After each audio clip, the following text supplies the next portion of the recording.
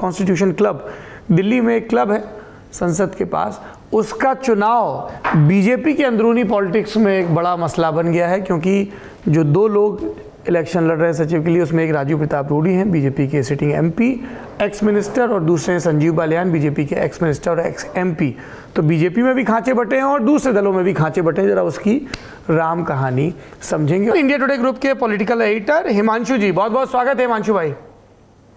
Sir नमस्कार, कैसे हैं आप? आप हमेशा इस तरीके से याद करते हैं, अच्छा लगता है जी। मुझे भी अच्छा लगेगा अगर आप दो सवालों के जवाब देंगे। एक ये कि धनखड़ के अरमान क्यों जख्मी हुए, क्यों उन्हें 2 बरस पहले ही इस्तीफा देना पड़ा, और उससे भी पहले आपका हाथ कैसे जख्मी हुआ।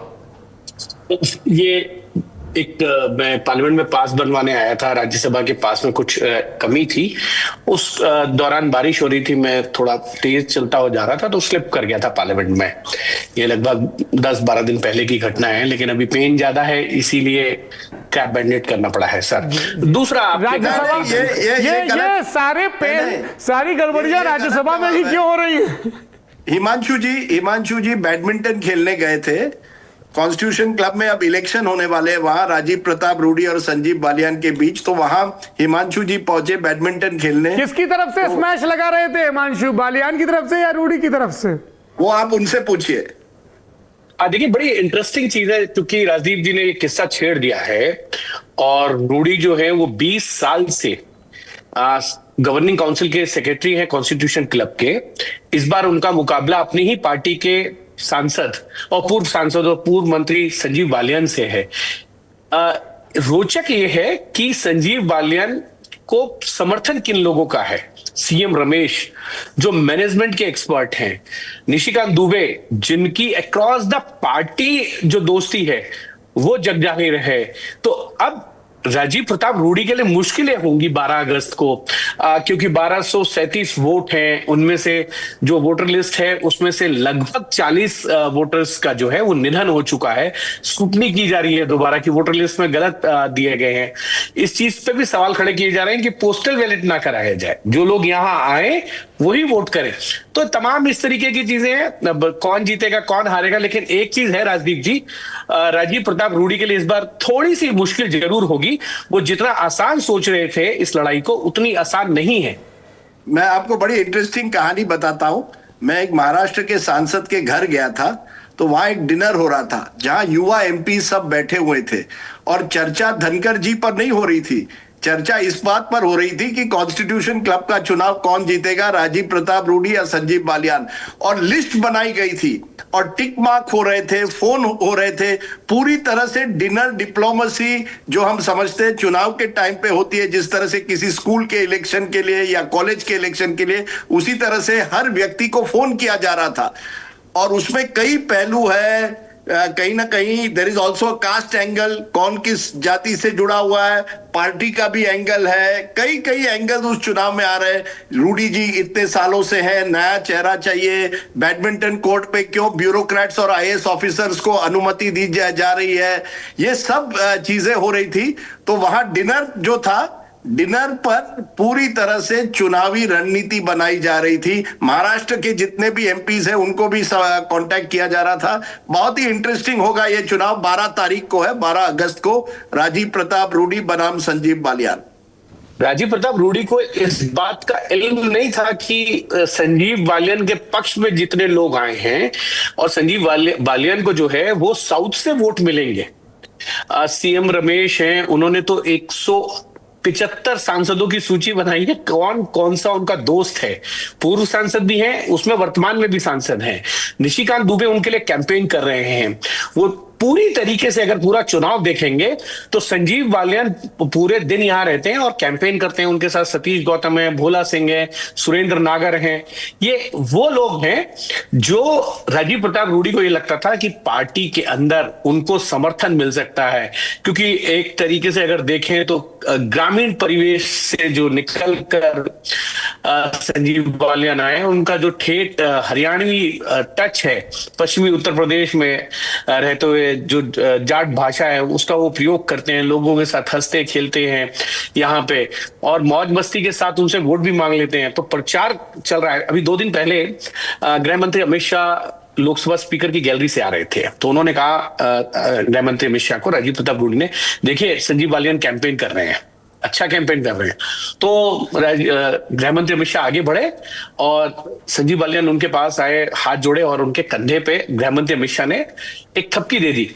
अब इसके भी जो है लोग मायने निकाल रहे हैं, अरे गृह मंत्री अमित शाह उनके पक्ष में हैं तो गेम पलट सकता है। ये जो चीजें है ना, ये क्योंकि आप देखिए इसमें कोई वोटर बाहर नहीं है, पूर्व सांसद और सांसद है।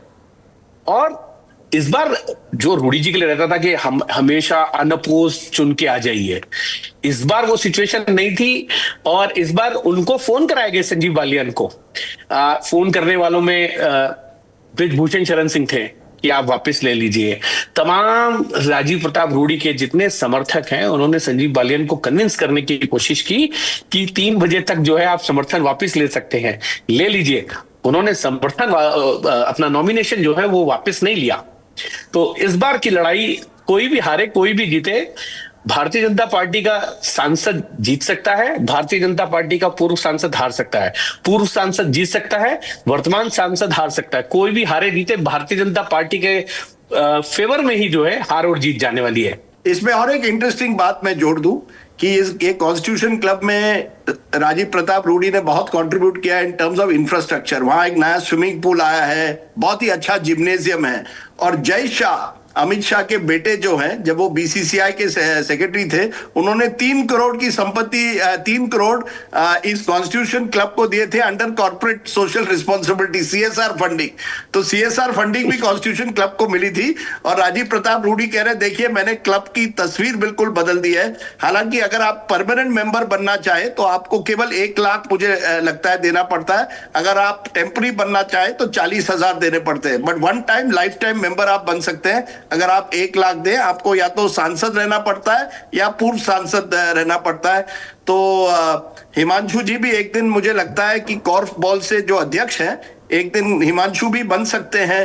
नहीं, मैं तो नहीं बन सकता। नहीं, एक दिन जब आप सांसद बनेंगे, मैं अब आपको, आपने जब आप सांसद बनेंगे तब। नहीं, मैं तो नहीं बनूंगा, लेकिन आप बन सकते हैं। अरे यार, ये हर बार का तुम लोगों का ये हर बार का है। दोनों लोग एक दूसरे को सांसद बनाने में तुले हुए हो। तो मुझे लगता है राजदीप जी उसके सदस्य हो गए होंगे या सागरिका मैम हो गई होंगी। मेरी मेंबरशिप यहाँ पंचशील क्लब में है। मैं यहाँ क्लब में जाता हूँ और वहां मैं एक नया गेम खेल रहा हूँ। आप भी खेलिए, क्योंकि आप और हमारे जैसे लोगों के लिए वो गेम बड़ा। पिकल बॉल, हाँ, पिकल बॉल खेल रहे हैं।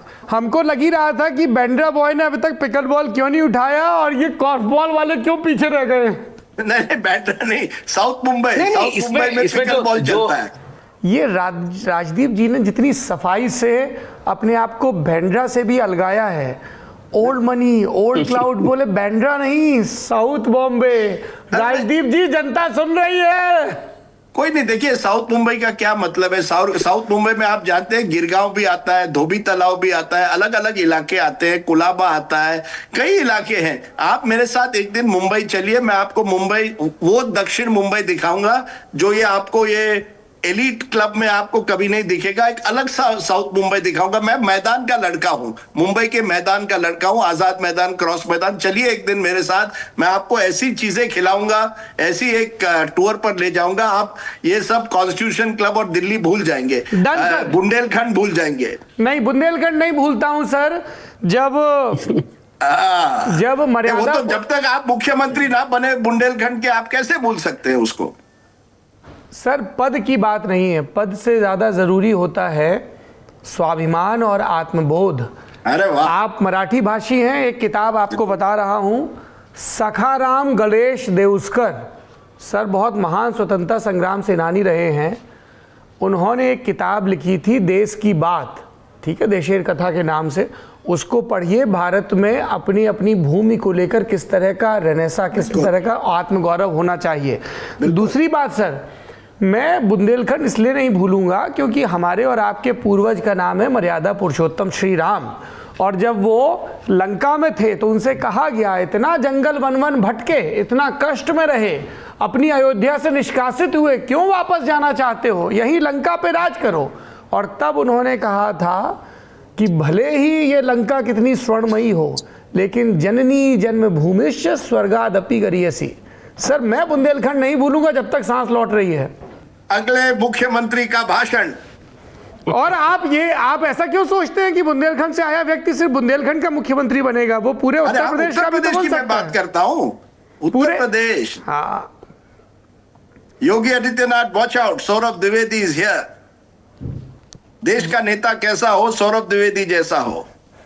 गली गली में शोर है, बाकी कुछ नहीं।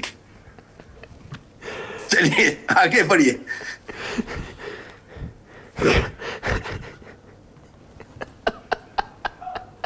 आगे बढ़िए। आपने ब्रेक लगा दिया है। अब ब्रेक लगा दिया, क्या करें? अब क्या हुआ?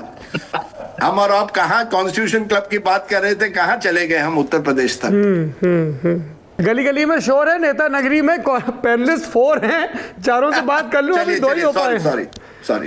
हमारे तीसरे मेहमान मॉलिटिक्स के कंसल्टिंग एडिटर आदेश रावल जी। आदेश भाई, बहुत स्वागत है, लंबे समय बाद वापसी हुई है आपकी, बहुत बहुत धन्यवाद। Thank you sir. क्या करवा रहे हैं कॉन्स्टिट्यूशन क्लब में? बीजेपी वालों ने तो अपनी गलत समझा दी। मैं तो अनुरोध करूंगा राजदीप जी से, हिमांशु जी से कि भाई पत्रकारों के लिए भी वहां पे मेंबरशिप होनी चाहिए। मैं रेगुलर विजिटर हूँ, मैं सैलून जाता हूँ, मैं स्पा जाता हूँ, लेकिन वहां पे आप जिम नहीं कर सकते क्योंकि आप पत्रकार हैं। वो सिर्फ सांसदों और उनके परिवारों तक ही सीमित है।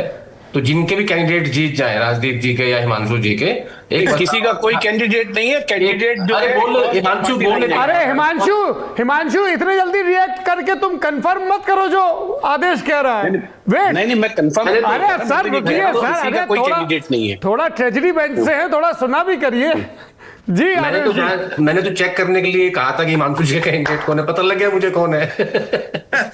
जिसका भी जीत जाए, मेरा अनुरोध ये है कि पत्रकारों के लिए भी, फ्रेटर्निटी के लिए भी आप लोगों को आवाज उठानी चाहिए। और हमें परमानेंट मेंबरशिप ना दें, भले टेम्परेरी दे दें, लेकिन हमें भी कंसिडर करें, क्योंकि हम पत्रकारों का और सांसदों का जो वर्क एरिया है वो एक ही है। तो जब वो जिम में जाते हैं, हम लोग नहीं जा पाते, तो थोड़ा सा हीन भावना आती है अंदर।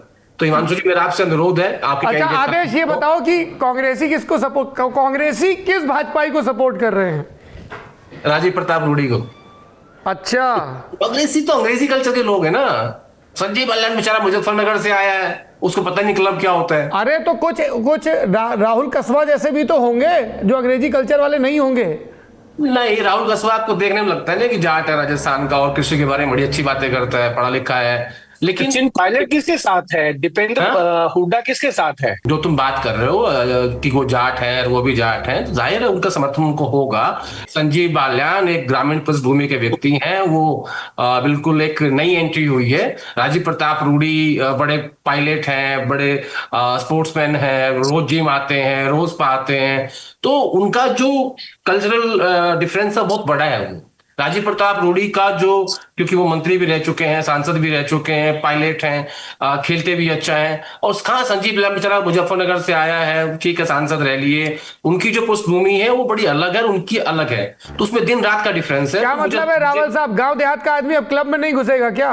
ये कहाँ की बात है? पता चलता है रावल जी कोशिश आज तक तो सर यही होता है गांव देहात के आदमी को, जैसे बुंदेलखंड का आदमी है। रावल किसके साथ देखिए, आज तक तो सूट बूट वाले एंकरिंग भी करते रहे, अब गमछे वाले एंकरिंग कर रहे हैं। सर जमाना बदल गया है। सर, जो बुंदेलखंड के व्यक्ति को मुख्यमंत्री बनने से रोका जा सकता है, तो उसको क्लब कौन जाने देगा? ऐसा थोड़ी होगा। पर आप ये कह रहे हैं कि पढ़े लिखे अंग्रेजी दा कांग्रेसी रूडी के साथ हैं, हाँ, पुराने भाजपाई के साथ हैं। हाँ, और जो ग्रामीण पृष्ठभूमि के लोग हैं, जो जाट हैं, जो गुर्जर हैं, जो अहीर हैं, जो ग्रामीण पृष्ठभूमि से आए, वो संजीव बालियान के साथ हैं। यहाँ पे भी पीडीए एकता एक तरफ दिख रही है और सवर्ण एक तरफ दिख रही है। हाँ